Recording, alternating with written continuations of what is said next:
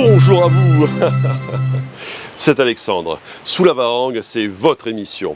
Sous la Varangue est une émission culturelle consacrée à l'art, aux traditions, à l'histoire et à l'événementiel. Aujourd'hui, mes amis, je vous invite à une conférence autour de comment l'IA peut automatiser notre vie et nous retirer, on va dire, une certaine charge mentale, notamment chez les femmes qui doivent faire beaucoup de tâches et jongler entre la vie de famille et aussi leur travail.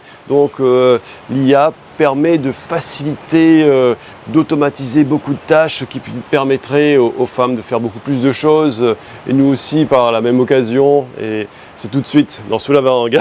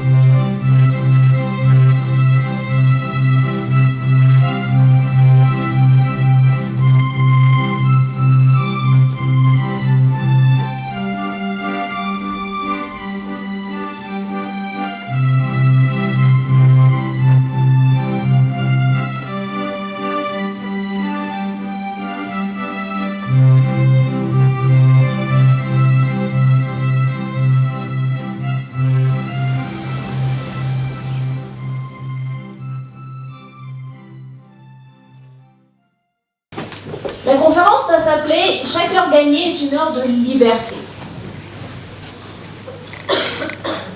Pourquoi de liberté? Et pour qui? Quelle est la chose la plus précieuse dont nous manquons toujours, surtout nous les femmes? Le temps. Alors, avant d'être experte en IA, je suis une femme. J'ai 46 ans, j'ai 2 enfants de 18 et 21 ans. Et je suis divorcée depuis 5 ans. Entrepreneuse depuis 23 ans, je suis tombée dans la marmite du digital, comme Obélix. 3h30 de travail invisible, chaque jour, pour chaque femme. C'est l'équivalent d'un second emploi non rémunéré. Et ces chiffres viennent du Forum économique mondial en 2025. Donc c'est récent. Je vous laisse penser à ces 3h30 que vous passez chaque jour à vous occuper de la maison, des tâches ménagères, de faire le taxi pour les enfants, de les déposer à telle ou telle activité. Mais malgré ça, un grand bravo à vous pour trouver le temps pour vos engagements. Et vous êtes cette représentation aujourd'hui. Donc je vous demanderai de vous applaudir.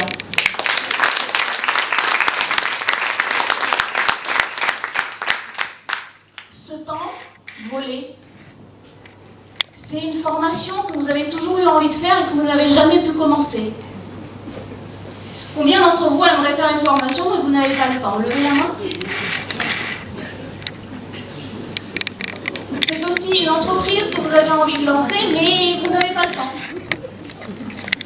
Combien de personnes ont ce projet en tête et qui n'ont pas pu le lancer? Levez la main. Vous êtes courageuse. C'est aussi des engagements. On aimerait donner plus, on aimerait contribuer plus. Mais ce manque de temps fait que nos journées sont parfois, et même très souvent, chaotiques.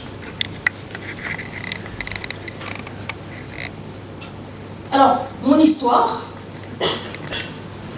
comme j'ai dit, je suis entrepreneuse depuis 23 ans et dans les années 2023-2024, mon entreprise a commencé à couler.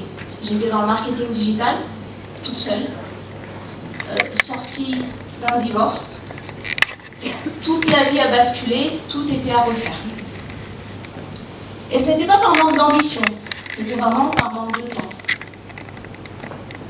Parfois, on a ces moments où on est seul, en train de pleurer. Parce qu'on n'en peut plus.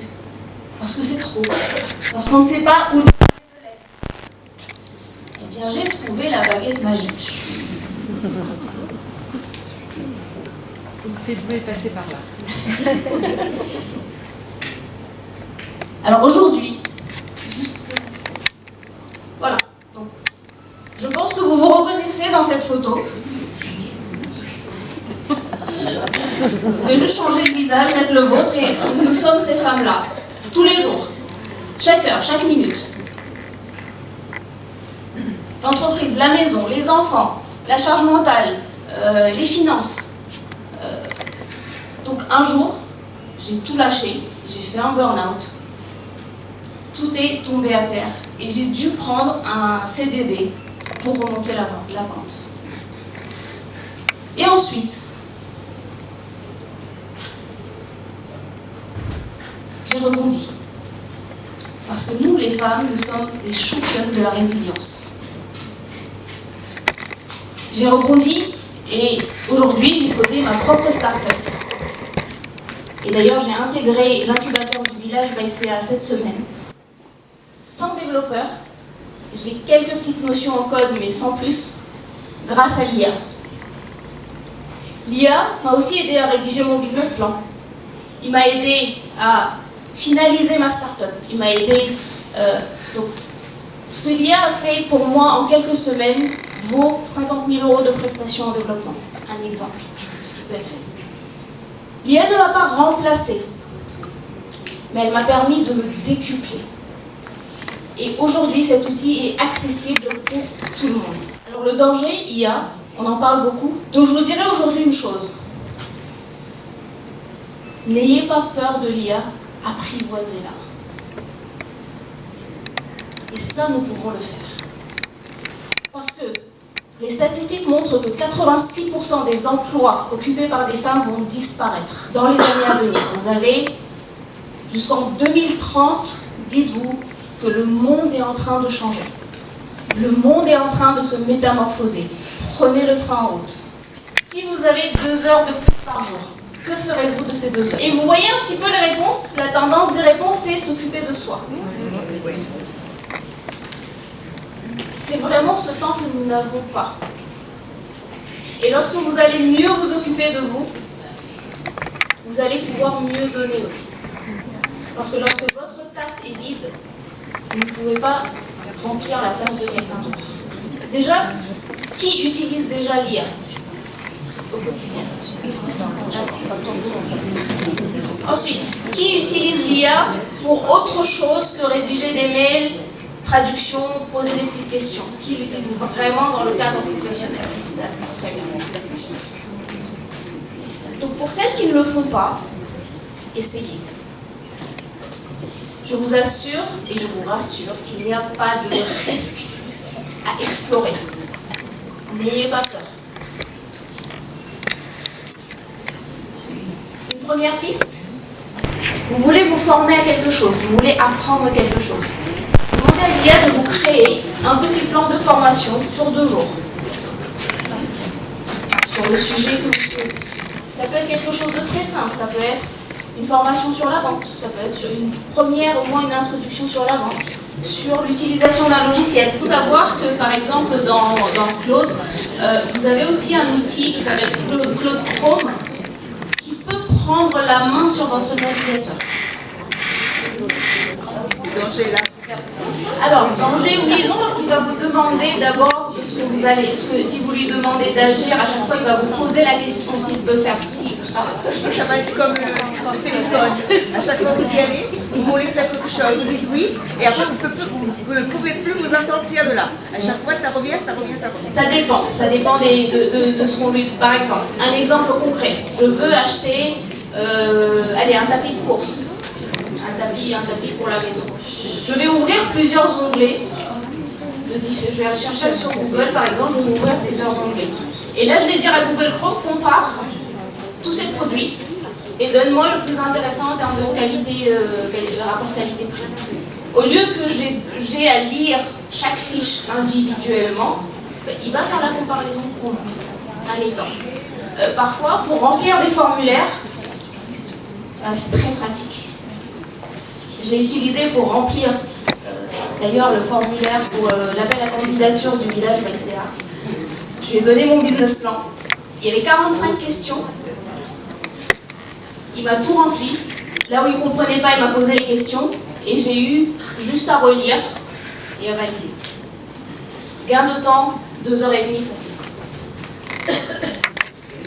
Donc, cette peur qu'on a de perdre le contrôle, il faut savoir que l'IA, en fait, ne va pas faire les choses sans vous demander lorsqu'il a accès à certaines choses sensibles. Il va vous demander, est-ce que tu m'autorises?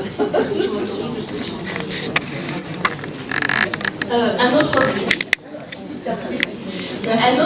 Une autre utilisation que je fais, c'est lui demander de classer mon ordinateur en tout ce qui est rangement par fichier et tout. Je lui donne carrément mon dossier et il le classe, il le range.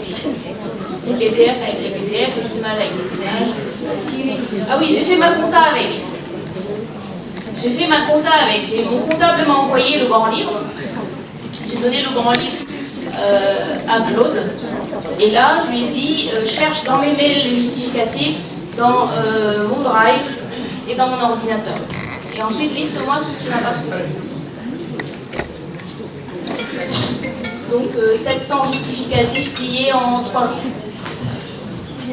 Il y a des comparaisons qui existent par rapport à un certain nombre d'heures d'IA utilisées. C'est souvent comparé à une machine à faire tourner son lave-linge une fois.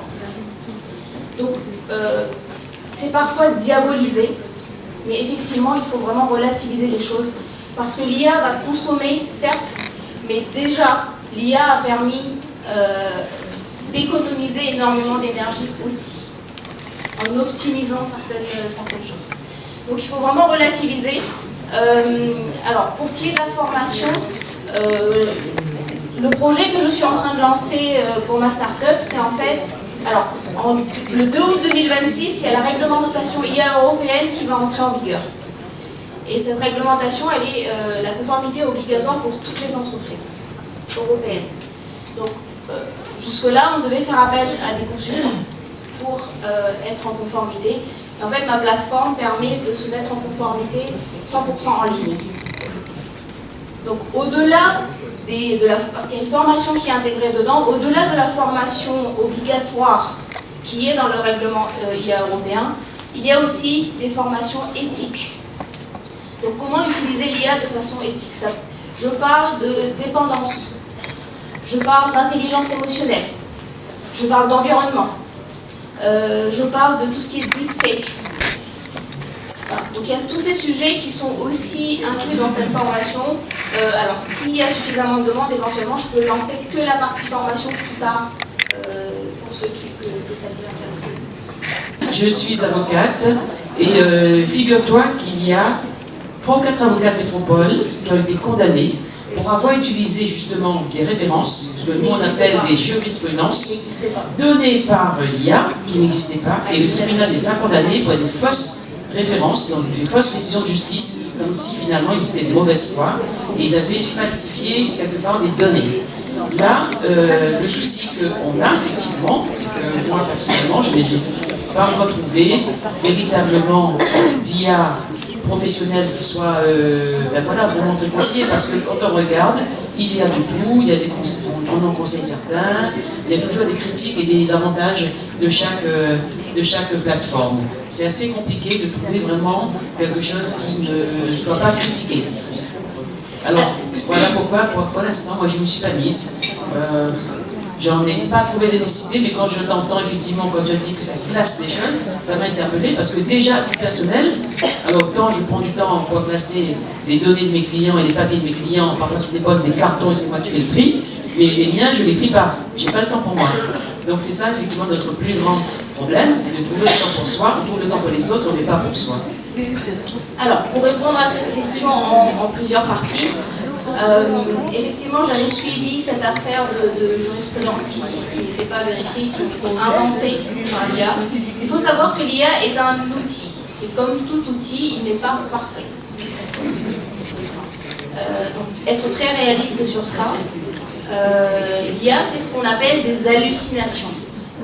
D'accord ? Pourquoi ? Parce que comment fonctionne l'IA ? Il faut déjà comprendre comment fonctionne l'IA. L'IA, n'est pas un outil créatif, il est un outil, alors on lui donne plein de données, c'est une bibliothèque de données, et parmi toutes ces données, en fait, il va aller chercher les informations, et ce qu'il va faire, c'est pour ça qu'on l'appelle l'IA générative en général, parce qu'on a ChatGPT, Claude, etc. Il va faire une probabilité, et il va créer le mot suivant. En fait, il va créer mot à mot. Et l'IA a été entraînée pour nous rendre heureux. Et c'est pour ça que très souvent, même si on a tort, il va nous dire « Mais oui, c'est génial ce que tu viens de dire !»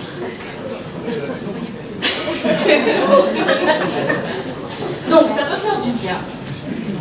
Mais, forcément, ça peut être embêtant. Donc, ce que je vous conseillerais de faire dans ces cas-là, parce que donc forcément, on va relire et il y a un moment où on se dit « Non, mais il y a quelque chose qui ne va pas. » Donc, on lui dit « Trouve-moi les sources. Donne-moi les sources. Où sont les sources ?» Donc là, après, il va chercher les liens où on peut trouver l'information réelle. Et s'il ne la trouve pas, il va dire « Oups, je me suis trompé. » Et il n'a pas honte de se tromper très souvent. C'est clair. Donc toujours demander les sources, même pour les statistiques. Quand vous créez des slides, quand vous avez des statistiques à présenter, demandez les sources. Dites-lui, ok, d'où tu sors ça? L'IA, c'est un peu comme un stagiaire que vous avez embauché. Le stagiaire, il fait des bêtises, il fait des erreurs et vous lui demandez, ok, oui, mais ça sort d'où?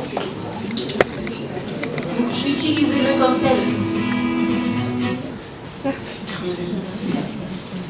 Et pour ce qui est justement du problème d'hallucination, pour les avocats et tout qui utilisent aussi l'IA, ils auront un devoir de transparence aussi, qui est dans le règlement IA européen. Donc vraiment, c'est très cadré. Et il faudra que tout le monde se forme pour vraiment utiliser l'IA de façon éthique et responsable. J'espère que cette conférence qui s'est déroulée au Créolia sous l'égide de l'Innerwheel, l'Innerwheel, on le rappelle, ce sont à la base les femmes des Rotariens, autour de l'IA et de l'automatisation et de cette chose qui va nous faciliter notre vie. Et j'espère que cela vous a fasciné, intéressé et inspiré. Et moi, je vous souhaite une bonne journée et je vous donne rendez-vous pour un prochain numéro de Sous la Varangue. À très bientôt dans Sous la Varangue.